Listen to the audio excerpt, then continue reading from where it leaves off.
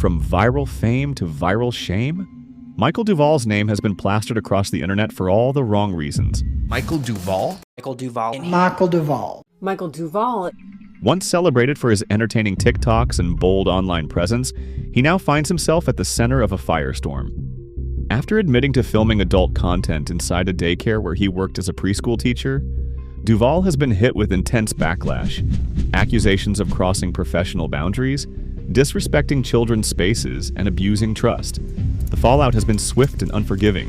What's up, girly? We just pulled up to the Peddler's Mall. You guys know I love to do some thrifting for my apartment, so we're going to see what kind of goodies that we can find today. But how did a beloved content creator fall so hard, so fast? Today, we break down the disturbing story of Michael Duvall, from his rise to fame to the shocking scandal and the apology video that raised even more questions than it answered.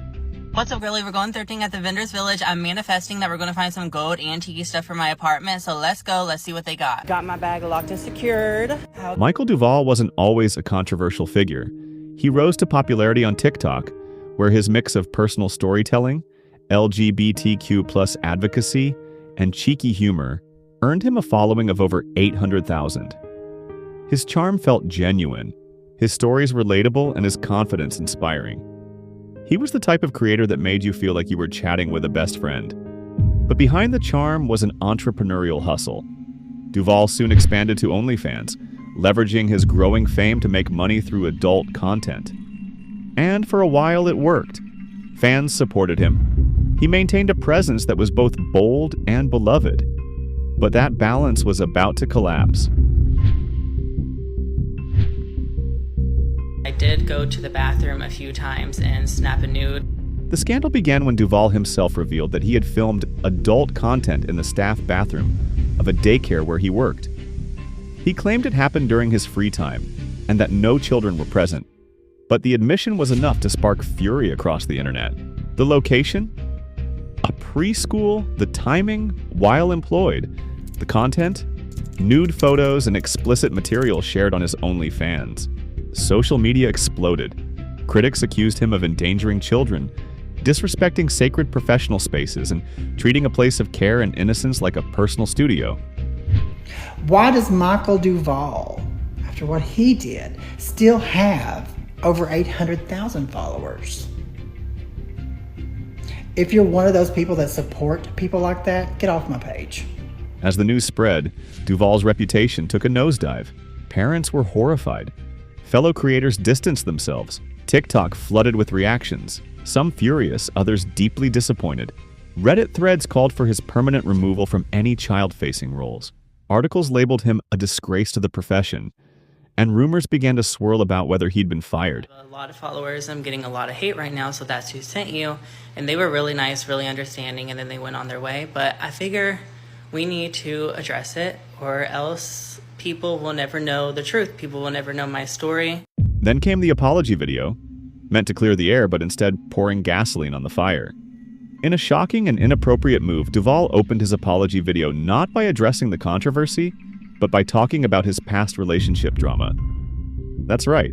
Before even acknowledging the daycare scandal, he began with a monologue about his ex. In 2021 is when I met my ex-fiance, and we got engaged in 2022, and we also broke up in 2022. But I would say that this whole OnlyFans story starts from when we were still together. So Viewers were left stunned.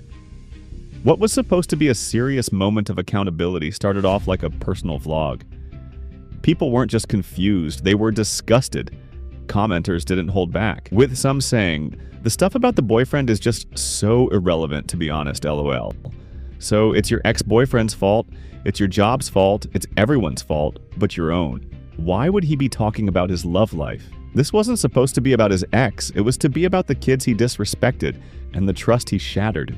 Eventually, he did get to the scandal, but even that part felt more like a defensive monologue than a sincere apology. He insisted that the content was made when no children were present, that he wasn't paid by predatory individuals, and that he never meant to cause harm.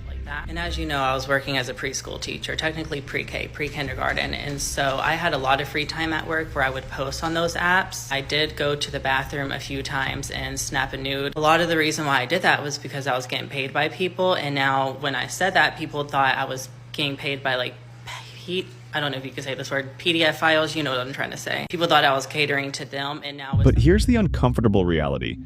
If people knowingly subscribe to adult content made by someone employed at a preschool, what kind of intentions did they have?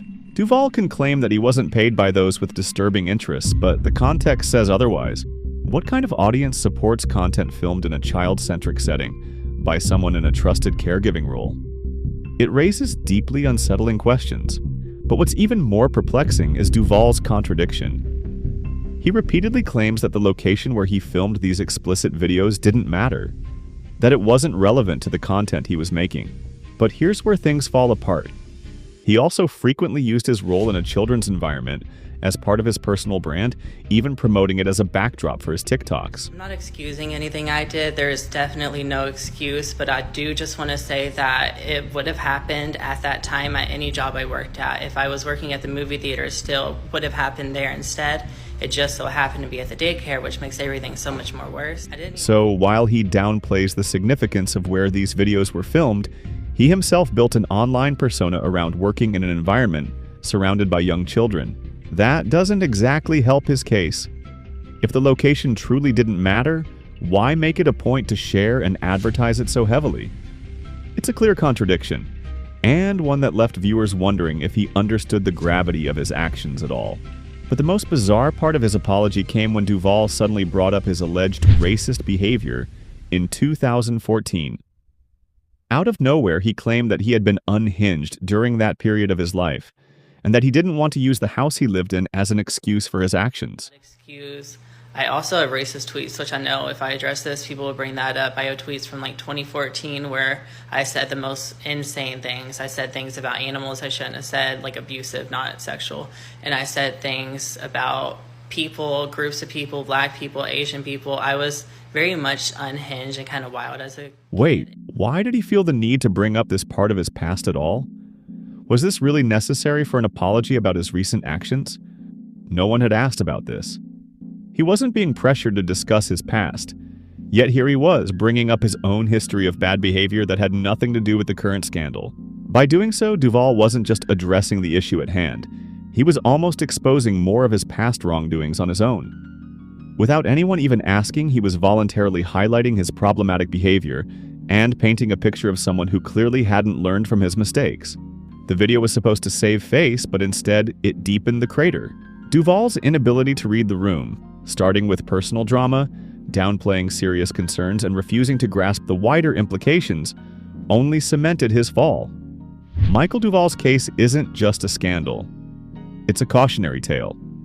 It raises questions about how creators balance personal freedom with professional responsibility.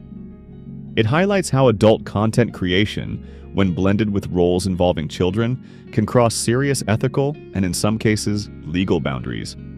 We live in an era where internet fame can lead to money, attention, and influence. But it also comes with scrutiny and the expectation that people know where to draw the line. For Duvall, that line was crossed, and now he's paying the price. Michael Duvall went from daycare educator and TikTok darling to the face of an online scandal that shocked the internet. Whether this is the end of his career or a chapter he'll try to recover from remains to be seen. But one thing is clear: the internet never forgets. What do you think? Was the backlash deserved? Can someone come back from this? Drop your thoughts in the comments, and don't forget to like and subscribe for more deep dives into the internet's most shocking stories.